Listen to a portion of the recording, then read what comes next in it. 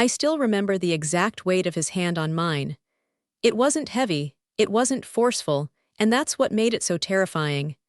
It was just there, warm and deliberate, his thumb resting against my pulse point like he was checking for a heartbeat. My husband was 20 feet away, laughing with some junior associate about a golf handicap he didn't actually have, completely oblivious to the fact that his boss was slowly, methodically erasing every boundary I thought I'd built around myself.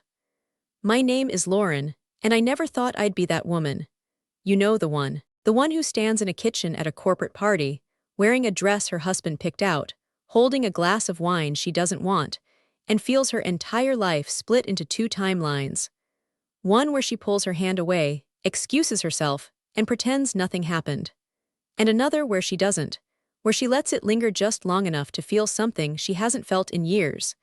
That night started like any other obligatory work function. Mark had been with Henderson and Price for almost 6 years, and I'd been the supportive wife for most of them. I went to the Christmas parties, the summer barbecues, the awkward team-building retreats where HR made everyone do trust falls. I smiled, I made small talk, I remembered names of wives and girlfriends I'd never see again. I was good at it. I was the kind of wife who made the potato salad from scratch and brought extra napkins because I knew someone would forget. I was reliable. I was invisible in the way that made my husband's career easier. But that night, something shifted. Mark had been working late for months. Not the kind of late where he was actually in the office, but the kind where he came home smelling like scotch and cheap perfume from the bars near his work. He'd stopped kissing me goodbye in the mornings. He'd stopped asking about my day. He'd stopped noticing when I cut my hair or when I painted the living room a different shade of gray. I told myself it was stress. I told myself he was just tired. I told myself 100 lies because the truth was too ugly to look at in the mirror. And then there was Richard. Richard Henderson, the name on the building, the man who'd built a real estate empire out of nothing but charm and ruthlessness. He was in his early 50s, but he had that ageless quality that rich men seem to buy. His hair was silver in a way that looked intentional, his jaw was sharp, and his eyes were the kind of blue that made you feel like you were the only person in the room even when you weren't. He was magnetic in a way that felt dangerous, and I'd always kept my distance. He was my husband's boss. He was off limits. He was the kind of man women whispered about at these parties, the kind who made wives nervous and husbands insecure. But that night, he walked right up to me while Mark was busy pretending to care about someone else's promotion, and he handed me a glass of champagne. Not the cheap stuff they were serving at the bar, but something from a bottle he'd brought himself. He said my name like he'd been waiting to say it all night. Lauren, not Mrs. Harris, not Mark's wife. Lauren. And when he said it, I felt something crack open in my chest. We talked for maybe 10 minutes before Mark disappeared into the crowd. Richard asked me about my job, my art, the paintings I'd mentioned in passing at a dinner party 2 years ago. He remembered. He remembered the medium I worked in, the gallery I'd had a small show at, the name of my favorite artist. My husband didn't know any of that. My husband didn't even know I was still painting because he never came into the spare room I'd turned into a studio. Richard touched my arm when I laughed at something he said, and his fingers stayed there a beat too long. I didn't pull away. I told myself it was the champagne. I told myself I was being paranoid. I told myself that he was just being charming, that this is what powerful men did, that it didn't mean anything. But then Mark walked back over, and Richard's hand dropped like it had never been there. He clapped Mark on the shoulder, called him a rising star, and told him to enjoy the evening. And when he walked away, he glanced back at me with a look that said everything and nothing all at once. It was a look that promised secrets. A look that said he knew something about me that I didn't even know myself. I didn't tell Mark about the hand on my arm. I didn't tell him about the look. I didn't tell him about the way my heart was pounding like I'd just run a marathon. Instead, I smiled, nodded along to whatever he was saying about quarterly projections, and tried to forget the way Richard's thumb had traced a slow circle on my skin. That was 3 months ago, and I haven't been able to forget a single second of it. It started small. A text message from an unknown number that said, "Loved seeing you last night. Hope you're painting something beautiful." I didn't respond. I deleted it and tried to pretend it never happened. But then it happened again, and again. Always complimentary, never explicit, always just enough to make me feel seen. He asked about my art, about my day, about what I was reading. He sent me a link to an exhibit he thought I'd like, and when I mentioned it to Mark, he just shrugged and said he'd be too busy to go with me. So I went alone, and Richard was there. He wasn't supposed to be there. It was a small gallery in a part of the city Mark never went to. But Richard was standing in front of a piece I'd mentioned in passing, and when he saw me, he smiled like he'd been waiting for me my whole life. He said it was a coincidence. He said he'd been meaning to check out this artist for weeks. He said it was fate that we ran into each other. I knew it wasn't fate. I knew he'd followed me. I knew I should have turned around and walked out, but I didn't. I walked right up to him and we stood there in that quiet gallery, talking about color and light and the way art makes you feel less alone. He told me he was lonely. He told me his wife didn't understand him. He told me he hadn't felt seen in years, and I believed him because I felt the exact same way. He took me to dinner after the gallery. A small Italian place with red leather booths and candlelight that made everything look like a movie. He ordered for me, which should have annoyed me, but it didn't. He knew what wine I liked. He knew I was allergic to shellfish. He knew things about me that my husband had never bothered to learn. I told myself it was just dinner. I told myself it was harmless. I told myself that I was an adult, that I could have a conversation with another adult without it meaning something. But when he reached across the table and took my hand, I didn't pull away. I let him hold it. I let him trace his thumb over my knuckles. I let myself feel wanted for the first time in years.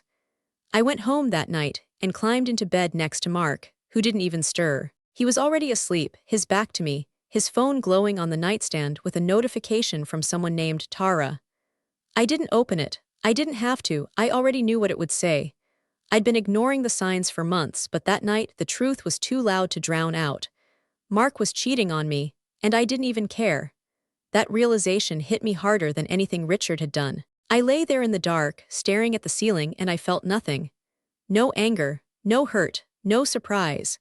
Just a hollow emptiness that had been there so long I'd stopped noticing. I didn't love my husband anymore. I wasn't even sure I liked him. I was staying because it was easier than leaving, because I was scared of starting over, because I didn't know who I was without him. And then I thought about Richard. About the way he looked at me. About the way he made me feel like I was the only person in the world. About the way he touched my hand like he was holding something precious. I knew it was wrong. I knew it was dangerous. I knew that getting involved with my husband's boss was the worst possible decision I could make. But I was tired of making the right decisions. I was tired of being the good wife, the reliable one, the woman who always did what she was supposed to do. I wanted to be reckless. I wanted to feel alive. I wanted to be seen. So when Richard texted me the next morning and asked if I wanted to meet him for coffee, I said yes. That was 2 weeks ago. And now I'm sitting in my car in the parking lot of a hotel I've never been to, watching the rain streak down my windshield, wondering how I got here. How did I go from a woman who baked cookies for her husband's office parties to a woman who's about to walk into a hotel room that isn't hers? I don't have the answer, but I know I can't stop now. The elevator ride up to the 5th floor felt like it lasted a lifetime. Each number that lit up above the door made my stomach drop further, and by the time the doors slid open with that soft, polite chime, I was half convinced I'd turn around and walk right back out. But my feet kept moving, carrying me down the hallway past doors that all looked exactly the same, until I stopped in front of room 512.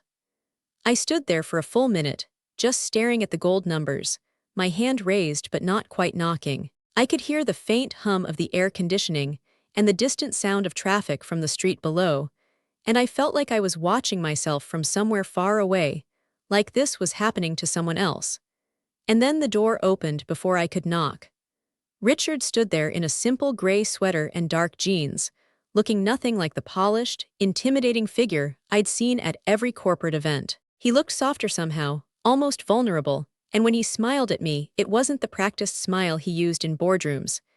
It was small and uncertain, like he was just as nervous as I was. He stepped aside without a word, and I walked past him into the room, my heart pounding so loud I was sure he could hear it. The hotel room was nice, the kind of nice that didn't try too hard. Warm lighting, a king-sized bed with too many pillows, a window that overlooked the city skyline. There was a bottle of wine on the table, already open, and 2 glasses waiting beside it. He'd planned this. He'd thought about this. He'd picked the wine, the room, the timing, and I'd walked right into it with my eyes wide open. I turned to face him, and he was standing closer than I expected. Close enough that I could smell his cologne, something woodsy and expensive. Close enough that I could see the flecks of gray in his stubble and the tiny lines around his eyes that only appeared when he was this near. He didn't touch me. He just looked at me, his gaze moving slowly over my face like he was memorizing every detail, and when he finally spoke, his voice was low and rough. "You came," he said, and there was something like wonder in his voice. "I shouldn't have," I whispered back. "No," he agreed, "you definitely shouldn't have." And then he kissed me. It wasn't gentle. It wasn't tentative. It was the kind of kiss that erased everything else, the kind that made me forget my own name and the life I'd left behind in that parking lot. His hands found my waist and pulled me against him, and I let myself fall into it, let myself melt into the warmth of his body and the taste of wine on his lips. I hadn't been kissed like that in years. I hadn't been kissed like I mattered, like I was something to be devoured, like the person kissing me was starving for me.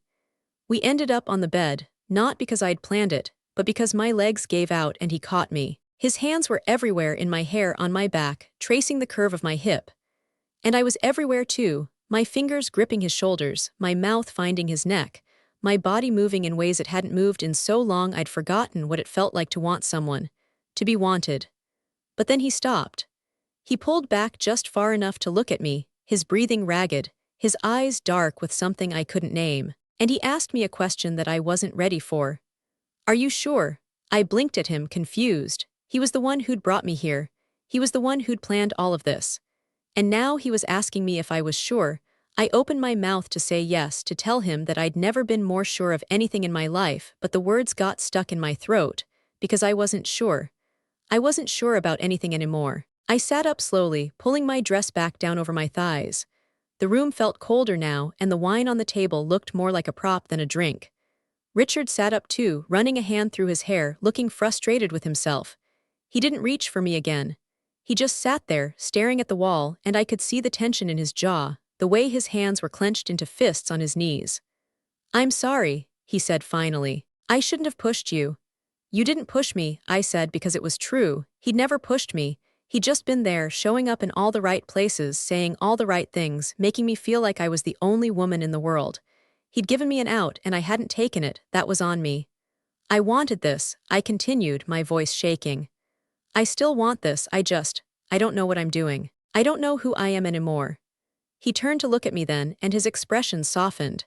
He reached out and took my hand, the same hand he'd touched at that party months ago, and he held it like it was something fragile. "You're a woman who's been invisible for too long," he said quietly. "You're someone who's forgotten that she deserves to be seen. And I see you, Lauren. I've seen you since the first time I met you. You're not just Mark's wife. You're not just a prop at his corporate events.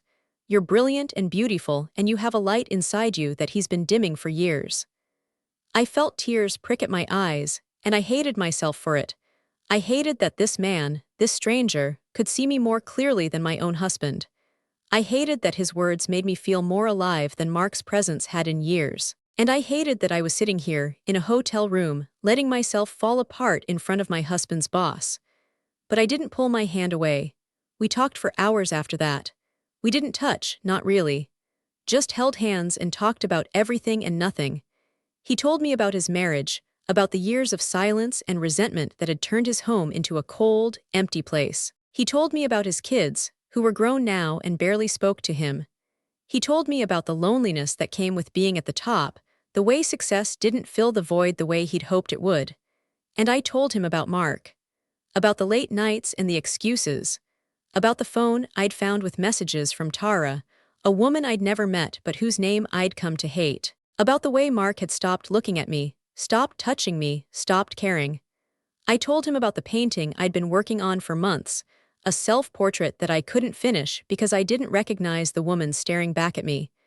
When I was done, he didn't offer solutions or advice. He just listened, the way no one had listened to me in years. And when I finally stopped talking, he brushed a tear off my cheek with his thumb and told me that I was going to be okay. I don't know why I believed him. I don't know why his words felt more real than anything Mark had ever said to me. But I did. I believed him completely. I left the hotel around midnight, and I drove home with the windows down, letting the cold air hit my face. I felt different, like I'd shed a layer of skin I'd been carrying around for too long. I wasn't the same woman who'd walked into that hotel room, and I wasn't sure if that was a good thing or a bad thing. When I got home, Mark was sitting on the couch, still in his work clothes, a drink in his hand.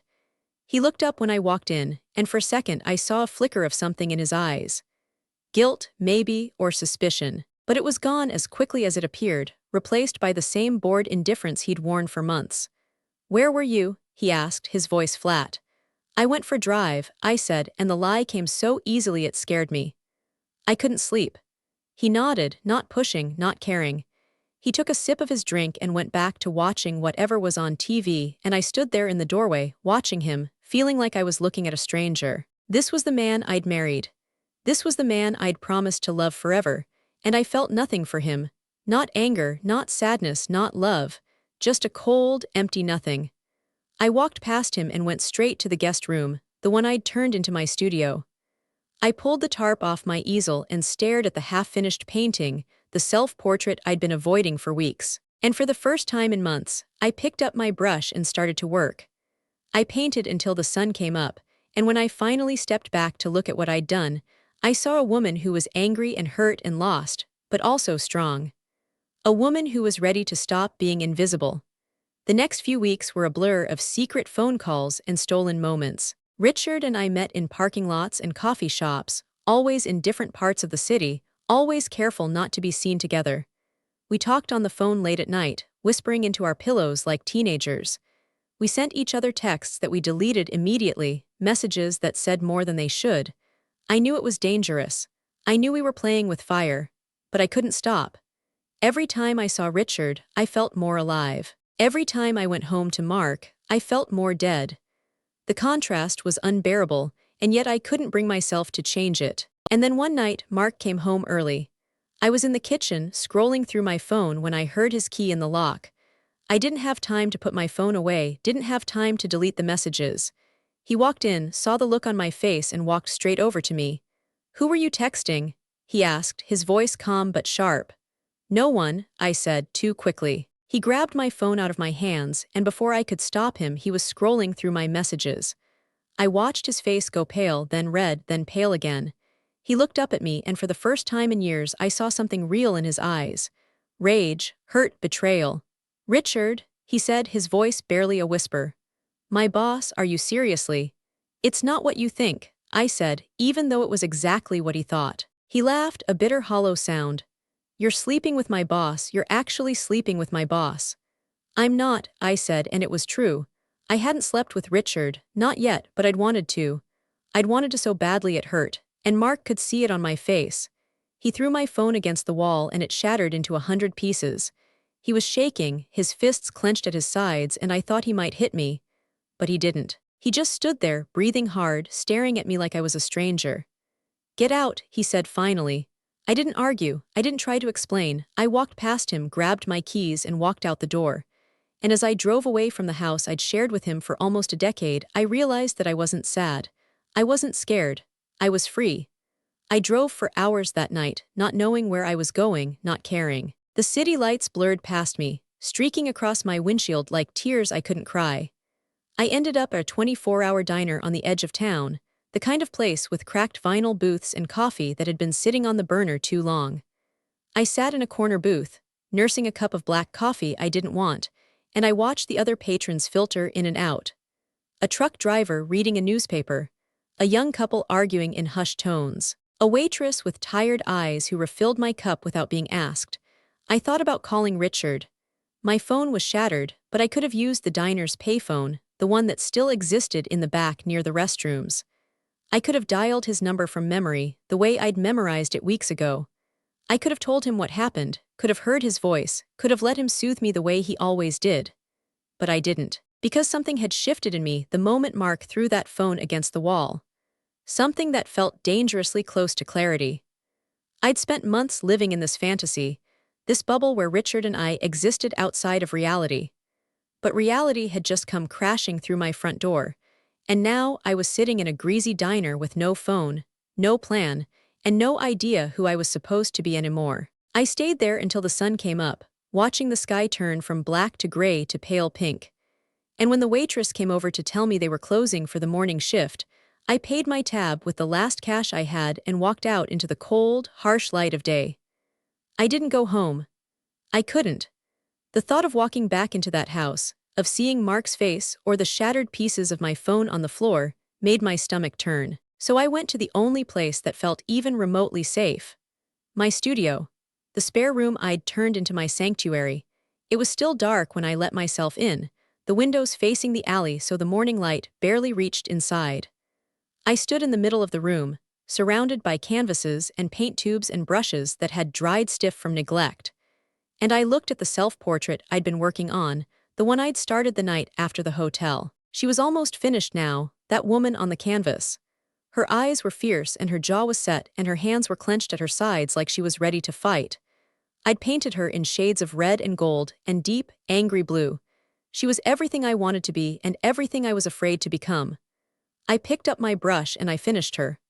I painted until my wrist ached, and my eyes burned, and I couldn't tell where the canvas ended and I began. And when I was done, I stepped back and I cried. Not because I was sad, but because I was finally seeing myself. The days that followed were strange and hollow. I stayed with a friend from college, a woman named Jenna who lived in a cramped apartment across town. She didn't ask too many questions, just handed me a spare key and told me I could stay as long as I needed. I slept on her pull-out couch, ate cereal for dinner, and spent most of my time staring at the ceiling, replaying every moment of the last few months. I didn't call Richard. He called me, of course. He called Jenna's landline, the one number he could reach me at, and he left messages that ranged from concerned to frantic. He asked if I was okay. He asked if Mark had hurt me. He asked if I still wanted to see him. And every time I listened to his voice, I felt that pull, that magnetic force that had drawn me to him in the first place. But I didn't call him back, because I knew that if I heard his voice, I'd fall right back into that fantasy, and I couldn't afford to do that anymore. I needed to figure out who I was without him, without Mark, without any man telling me what I was worth. On the fourth day, I went back to the house to get my things. I waited until I knew Mark would be at work, and I let myself in with the key I still had. The house felt different. Empty, cold. The living room was immaculate, the way it always was, but there was a tension in the air that made my skin prickle. I walked through the rooms, grabbing clothes and books and the few things that actually mattered to me. I left the furniture. I left the wedding photos. I left the life I'd built with a man who'd stopped seeing me years ago. And then I found the note. It was on the kitchen counter, propped up against the fruit bowl I'd bought at a farmer's market 3 summers ago. Mark's handwriting was sharp and angry, the words scrawled so hard they'd almost torn through the paper. He said he knew about Richard. He said he'd known longer than I thought. He said he'd had a private investigator following me for weeks, that he had photos of me and Richard at the gallery, at the coffee shops, in the parking lots. He said he was filing for divorce, and that he was going to make sure I got nothing. I read it twice, my hands shaking, and I felt something break inside me. Not because I was sad about losing Mark, but because I'd been so stupid. So careless. I'd thought I was being careful, thought I was hiding it all so well, and he'd known the entire time. He'd let me believe I was getting away with it, and he'd been building a case against me. I walked out of that house and I didn't look back. That night I finally called Richard. I used Jenna's phone, and I stood in her tiny kitchen with the cord stretched as far as it would go, my voice barely a whisper. He knows, I said. Everything. He has pictures. There was a long silence on the other end of the line. I could hear Richard breathing, could hear the faint sound of traffic in the background, and I waited for him to say something. To tell me it was going to be okay. To promise me we'd figure it out together. But when he finally spoke, his voice was different. Cold, distant. The voice of a businessman, not the man who'd held my hand in a hotel room. Lauren, he said slowly, this is complicated. Complicated, I almost laughed. Richard, I left my husband, I have nowhere to go, I have nothing, and all you can say is that it's complicated. I have a company to protect, he said, and I heard the words like they were coming from someone else. My reputation, my board, my shareholders. If this gets out, it could destroy everything I've built. I felt the air leave my lungs. What are you saying? I'm saying, he continued, his voice carefully measured, that maybe we should take a step back, just for a while, until things calm down. I didn't say anything, I couldn't, I just stood there holding the phone, feeling the world tilt beneath my feet. Lauren, he said, and there was a flicker of the old Richard in his voice, the one who'd looked at me like I was the only person in the room. I'm sorry, I really am. But you have to understand, I hung up.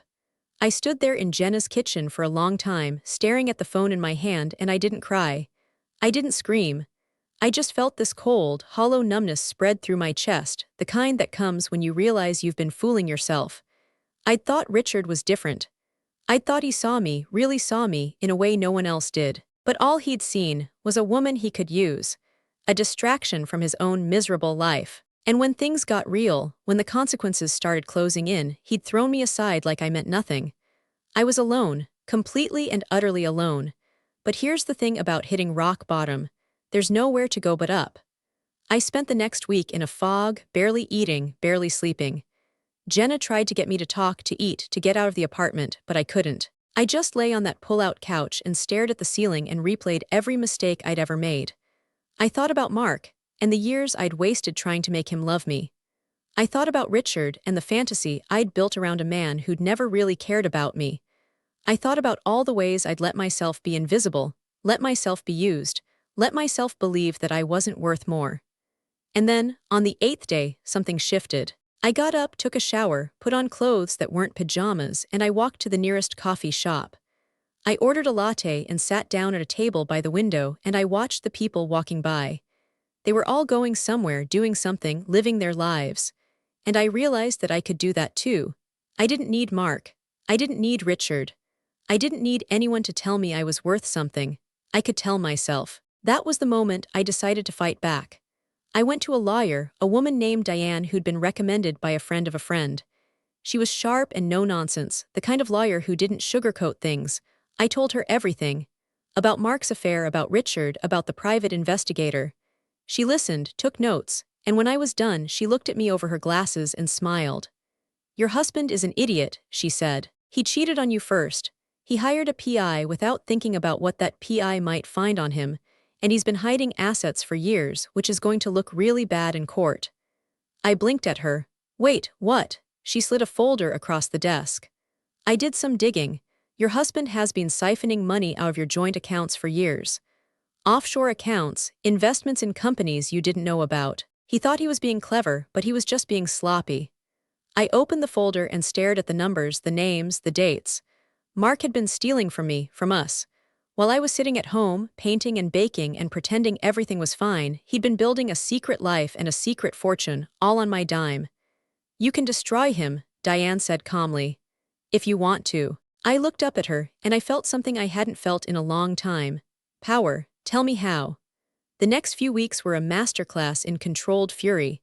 Diane and I met in her office almost every day, going over documents, piecing together the puzzle of Mark's secret life. The more we uncovered, the more I realized how thoroughly I'd been played. He hadn't just been cheating on me with Tara. He'd been building an entire parallel existence, one where I was nothing more than a convenient placeholder. The offshore accounts, the hidden investments, the shell companies he'd set up without my knowledge, it all painted a picture of a man who'd been planning his escape for years, long before Richard ever touched my hand at that party. I thought about all the nights I'd lain awake, wondering what I'd done wrong, why he'd stopped loving me. I'd blamed myself for every cold shoulder, every dismissive comment, every time he'd chosen work over me. And all along, he'd been systematically robbing me blind. The betrayal was so deep, so thorough, that I almost had to laugh. Not because it was funny, but because it was so absurdly, painfully predictable. Diane laid out the strategy with surgical precision. We would file for divorce on the grounds of adultery, which was technically true even if Mark had beaten me to the punch. But more importantly, we would file a separate civil suit for financial fraud. The evidence was damning. Bank statements, wire transfers, emails he'd been stupid enough to keep. I would get back everything he'd stolen from me, and then some. And Mark, the man who'd tried to destroy me, would be left with nothing but the wreckage of his own greed. But I wasn't done. Not even close. Because there was still Richard.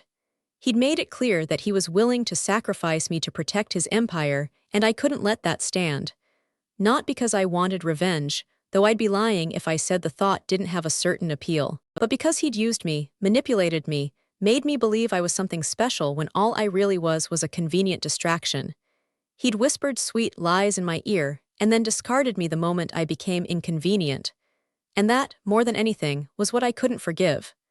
I started gathering evidence on Richard too, not through Diane. This was personal. I went back to my studio, to the paintings I'd neglected, and I started to think about the texts he'd sent me, the ones I'd deleted out of fear. About the hotel room, the wine, the way he'd planned everything so meticulously. About the gallery, the dinner, the way he'd followed me like a predator stalking its prey. I hadn't seen it then, not really. I'd been too blinded by the attention, too desperate to feel seen. But now, looking back with clear eyes, I saw the pattern. Richard didn't want me. He wanted the thrill of the chase, the ego boost of stealing another man's wife. I was just another conquest to him, a notch on a belt that was already covered in notches. I knew I couldn't prove anything criminal. Richard was too careful for that, but I could expose him. I could show the world who he really was. The power, the charm, the carefully constructed persona, it was all a lie. And I had the receipts to prove it. I started with the texts. I'd thought they were gone, deleted in a moment of panic. But I'd forgotten about the cloud backup I'd set up years ago, the one I'd never bothered to turn off. Every message, every late-night exchange, every carefully worded invitation, it was all there, sitting in a digital vault I'd completely overlooked. I spent hours scrolling through them, reading the words I'd once treasured with fresh, cynical eyes. He was good, I'd give him that. He knew exactly what to say, exactly how to make a woman feel like she was the center of the universe. But there were cracks in the facade, moments where his true nature bled through. The condescending comments about his wife, the thinly veiled contempt for Mark, the way he talked about other women he'd helped in the past. The pattern was unmistakable. I didn't share any of this with Diane. This wasn't about the divorce. This was about something deeper, something I needed to do for myself. I needed to take back the power I'd given away, piece by piece, and I needed to do it on my own terms. I went to the gallery again, the one where Richard and I had first coincidentally met. I talked to the owner, a nervous little man who'd been more than happy to take Richard's money. I didn't threaten him, didn't accuse him. I just asked questions, the kind of questions that made him sweat. I asked about the other women Richard had brought there, the ones the owner had conveniently forgotten. I asked about the private viewings, the late-night appointments, the favors Richard had called in over the years. And I wrote it all down, every detail, every name, every date. It took weeks, but I built a case. Not a legal one. I wasn't trying to send Richard to prison. I was building a narrative, a story that would destroy him the way he'd tried to destroy me. I had photos, emails, witness accounts. I had proof that Richard Henderson was not the benevolent billionaire he pretended to be. He was a predator, a manipulator, a man who'd built his empire on the backs of women he'd used and discarded. And then I sat down and I wrote it all out. Every word, every detail. I wrote it in the same raw, unfiltered voice I'd used in my journal, the one I'd been keeping since the night Mark threw my phone against the wall. I wrote about the hand on my arm, the hotel room, the gallery. I wrote about the way he'd made me feel seen, and the way he'd discarded me the moment I became a liability. I wrote about Mark's betrayal, about the hidden accounts and the years of lies. I wrote about the rage, the shame, the desperate need to be more than just someone's wife. I didn't send it to the press, not yet. I waited. I waited until the divorce proceedings were in motion, until Diane had filed the papers and Mark's lawyers were scrambling to respond. I waited until Richard's company was in the middle of a major merger, the kind that made headlines and moved markets. I waited until the timing was perfect. And then I sent it. Not to a newspaper, not to a gossip blog. I sent it to his wife. It was the cruelest thing I'd ever done, and I knew it. But I also knew that she deserved to know the truth. She'd been living in the same fantasy I had, believing in a man who didn't exist. She deserved to know who she was really married to. I didn't include my name. I didn't need to. The details were too specific, too personal. She'd know exactly who I was, and she'd know that every word was true.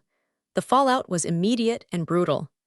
Richard's wife filed for divorce the same week, citing irreconcilable differences. The press got wind of it. Of course, these things always leak, and suddenly Richard Henderson was front-page news for all the wrong reasons. The merger fell through. The board called an emergency meeting. His empire, the one he'd spent decades building, started to crumble. I watched it all from my little apartment, feeling nothing but a cold, hollow satisfaction. I'd done what I set out to do. I'd taken back my power, but it didn't feel as good as I'd thought it would. Because the truth was, I still felt empty. I'd destroyed two men who'd wronged me, but I hadn't found myself in the process. I'd just become someone else, someone harder and colder and more cynical. I'd traded my vulnerability for armor, and I wasn't sure I liked who I was underneath it. That was the moment I realized that revenge wasn't the answer. It never had been. The answer was forgiveness, not for them, but for myself. I had to forgive myself for being blind, for being weak, for letting them use me. I had to forgive myself for the choices I'd made, the ones I couldn't take back. I had to let go of the anger and the shame and the desperate need to be seen, and I had to learn to see myself. I started painting again. Not the dark, angry paintings I'd been doing, but something new, something softer. Landscapes mostly. Fields and skies and oceans. Things that made me feel small in the best possible way, reminded me that there was a world out there that didn't care about Mark or Richard or any of the drama I'd been drowning in. I went to therapy, too. A woman named Helen who listened without judgment and asked the questions I'd been avoiding. She made me talk about my childhood, about the way I'd learned to make myself small to keep the peace. She made me talk about my marriage, about the patterns I'd repeated without even realizing it. And she made me talk about what I wanted, really wanted, for the first time in my life. I didn't have all the answers. I still don't. But I started to figure out what I needed. Not a man to validate me, not a career to define me. Just me on my own terms, making my own choices. The divorce was finalized 6 months later. Mark got less than he'd hoped for, and I got more than I'd ever expected. The judge was not sympathetic to a man who'd been caught hiding assets, and Mark's affair with Tara became a matter of public record. He tried to fight it, tried to spin the narrative, but the evidence was too strong. He ended up with a fraction of what he'd tried to steal, and his reputation was in tatters. Last I heard, he was living in a small apartment on the other side of town, working a job that was well below his former station. Tara had left him, of course. She'd been using him the way he'd used me, and the moment his money ran out, so did she. Richard's empire didn't collapse entirely, but it was badly wounded. He stepped down as CEO, and his name became synonymous with scandal. I don't know what happened to him after that, and I don't care. He's a ghost now, a cautionary tale, a reminder of what happens when you let power corrupt you. And me, I'm still figuring it out. I'm still painting, still going to therapy, still learning to be alone without being lonely. I'm not the woman I was before all of this, and I'm grateful for that. I'm stronger, sharper, more aware of my own worth. I don't need anyone to see me anymore. I see myself. I still think about that night at the party sometimes. The hand on my arm, the look in Richard's eyes, the way my whole life split into two timelines. I used to wonder what would have happened if I'd pulled my hand away. If I'd walked out of that gallery, if I'd never picked up the phone. But I don't wonder anymore. Because I know that everything that happened, every betrayal and every heartbreak brought me here, to this moment, to this woman I'm becoming, and I wouldn't trade that for anything. This is my story. It's messy and ugly and full of mistakes. But it's mine, and I'm not done with it yet. Part 4 ends here. Thank you for reading. I hope this story, in its raw and unfiltered honesty, finds someone who needs to hear it. If it resonates with you, if you've ever felt invisible or used or lost, know that you're not alone. And know that there's a way out. It's not easy and it's not pretty, but it's possible. You just have to be willing to fight for yourself. I thought I was done. I thought I'd closed that chapter of my life, sealed it up in a box, and put it on a shelf where I'd never have to look at it again. But life has a way of opening those boxes when you least expect it, of forcing you to confront the ghosts you thought you'd buried. It started with a phone call.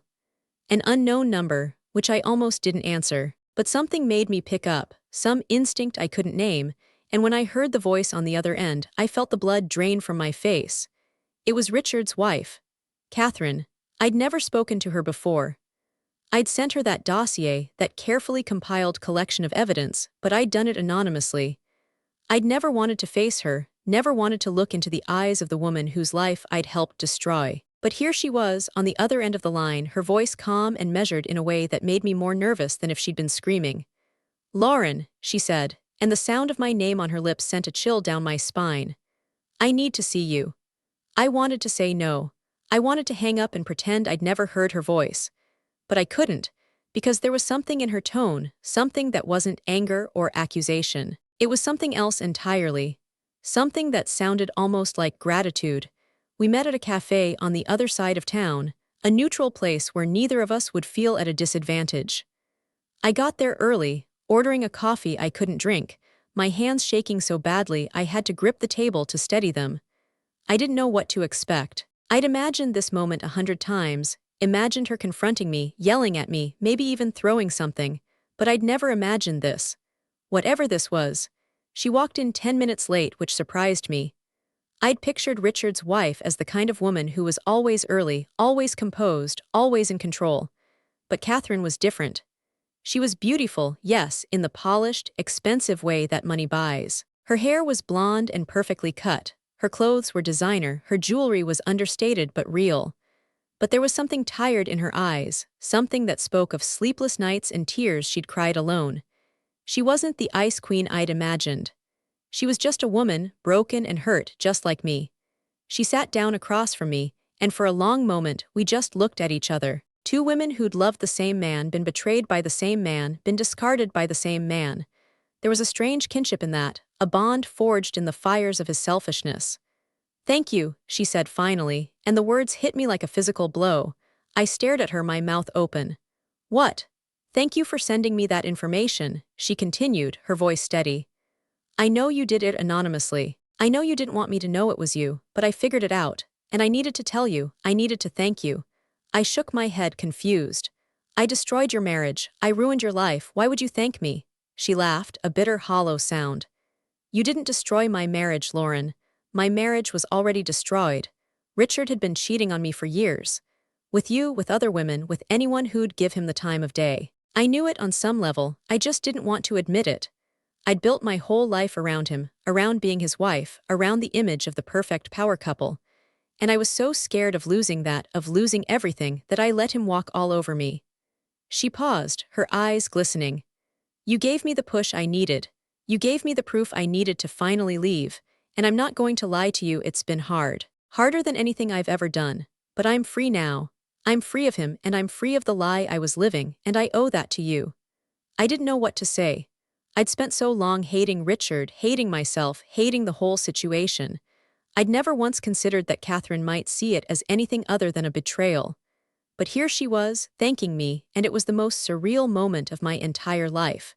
We talked for hours that afternoon. She told me about her marriage, about the years of neglect and infidelity that had slowly eroded her sense of self. She told me about the children, the ones who'd grown up thinking their father was a hero, only to learn the truth. She told me about the shame, the loneliness, the desperate need to be seen. And as she spoke, I realized that we were the same. We'd both been invisible, both been used, both been discarded. And we'd both found the strength to walk away. That conversation changed something in me. I'd spent so long carrying my anger, my bitterness, my need for revenge. I'd thought that destroying Richard would heal me, that watching him fall would make me whole. But it hadn't. It had just left me emptier than before.